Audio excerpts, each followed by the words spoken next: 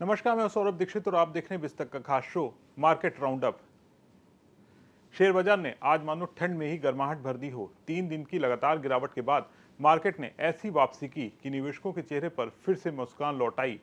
असल वजह भी उतनी ही दमदार थी। अमेरिकी फेडरल रिजर्व ने 25 बेसिस पॉइंट का रेट कट कर दिया और साफ संकेत दिया कि अगले साल भी एक और कट संभव है। इसी के दम पर बाजार में हरियाली छाई रही। बाजार को चढ़ाने में दो बड़े फैक्टर्स ने काम किया। पहला, फेड की ओर से 1/4 का रेट कट। यूएस फेड ने साल में तीसरी बार दरें घटाई। 2026 में सिर्फ एक बार रेट कट के दिए संकेत। दूसरा, घरेलू मोर्चे पर फ्रेडा ने एनपीएस फंड को टॉप 250 स्टॉक्स में और गोल्ड सिल्वर ईटीएफ में निवेश को मंजूरी दी। इन दो वजहों से दिन भर बुल्स का जोश हाई रहा।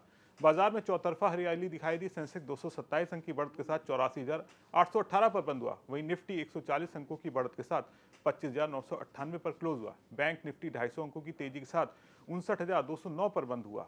बाजार में तेजी में निवेशकों ने 2.5 लाख करोड़ की कमाई की। बॉम्बे स्टॉक एक्सचेंज पर आज बढ़त के साथ बंद होने वाले शेयरों की संख्या अधिक रही। एक्सचेंज पर 4,341 शेयरों ने आज कारोबार देखने को मिला। इनमें से 2,450 शेयर तेजी के साथ बंद हुए। वहीं 1,047 शेयरों में गिरावट आई, जबकि 250 शेयर बिना किसी उतार चढ़ाव के सपाट बंद हुए। इसके अलावा 85 शेयरों ने आज कारोबार के दौरान अपना 52 वीक का हाई छुआ। वहीं 166 शेयरों ने अपने 52 हफ्तों का निचला स्तर छुआ। मीडिया और तेल गैस इंडेक्स में मामूली कमजोरी दिखी। इसके अलावा निफ्टी के सभी इंडेक्स हरे निशान पर बंद हुए। निफ्टी के चढ़ने वाले शेयरों में सबसे ऊपर अडानी इंटरप्राइजेज रहा। इसके बाद Eternal, Jio financial services, Tata steel, Kotak bank, Grasim industry, doctor Reddy's. वहीं निफ्टी के गिरने वाले शेयरों में एयू स्मॉल फाइनेंस बैंक सबसे ऊपर रहा। AU small finance 2%, Supreme Industry, AB capital, Chola investment, BPCL, इन सब में गिरावट रही। एफएनओ गेनर्स में डिक्सन टेक टॉप पर रहा। डिक्सन टेक और वोडाफोन आइडिया और बीएससी और केफिन टेक में 5% की करीब की तेजी देखने को मिली। वहीं केन्स टेक का शेयर 4% चढ़ा। एफएनओ लूजर्स में AU small Finance, Supreme Industry में 2% की गिरावट रही। Chola Investment, AB Capital, ICICI Prudential 1.25% से 1% तक गिरे। मिड कैप शेयरों में ओला इलेक्ट्रिक का शेयर टॉप पर रहा। Ola Electric 6.25%, Dixon Tech, Vodafone Idea 5% चढ़े। टाटा एलेक्सी 3% चढ़ा।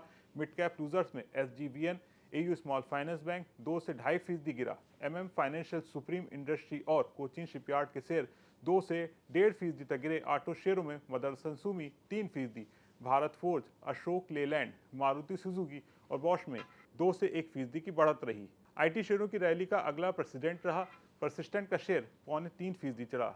Oracle Finance Services, Mphasis, Coforge, LTL, Mindtree 2% की बढ़त थी। सरकारी बैंकों में Bank of India, Union Bank, Bank of Maharashtra, UCO Bank और पंजाब एंड सिंध बैंक 2% तक की तेजी रही।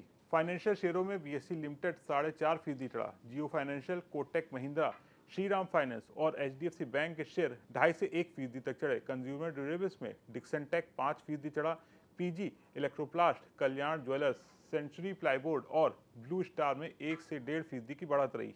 पायरी के दिन बाजार की हरे निशान में क्लोजिंग अच्छी तो रही, लेकिन आगे के लिए ये राह आसान नहीं दिख रही है। निफ्टी अगले दिन के हाई से 25,950 को पार नहीं कर सका, जो 10 से 20 डे के ईएमआई के यानी एक्सपेंशियल मूविंग एवरेज के पास स्थित एक अहम रेसिस्टेंस है। डेली चार्ट पर बनी बुलिश कैंडल बाजार में लोअर लेवल पर खरीदारी और शॉर्ट टर्म में पॉजिटिव सेंटीमेंट का संकेत देती है। बाजार शॉर्ट टर्म डाउन ट्रेड को रिवर्स करने की कोशिश कर रहा है। एक्सपर्ट्स के मुताबिक निफ्टी को 25,950 से 26,000 के ऊपर टिकना होगा, तभी 26,200 से 26,300 की ओर आगे के बढ़ने की संभावनाएं मजबूत होंगी। नीचे की तरफ 25,700 का तत्कालीन सपोर्ट है, जिसके लिए 25,500 अगला सपोर्ट माना जा रहा है। कुल मिलाकर शेयर बाजार में लगातार 3 दिन की गिरावट के बाद आज तेजी देखने को मिली है। कल ग्लोबल संकेत, रुपए की चाल और क्रूड यूएस डेटा बाजार का अगला मूव तय करेंगे। जिस तरह से बाजार में लगातार उतार चढ़ाव बना हुआ है, इस पर आपका क्या सोचना है? बाजार यहां से तेजी पकड़ेगा या फिर गिरावट देखने को मिलेगी? कमेंट करके जरूर बताएं। अगर आपको वीडियो पसंद आया हो तो उसे ज़्यादा लाइक और शेयर करना ना भूलें और बिजनेस जगत की तमाम बड़ी खबरों को देखने के लिए बने रहें बिस्तक के साथ।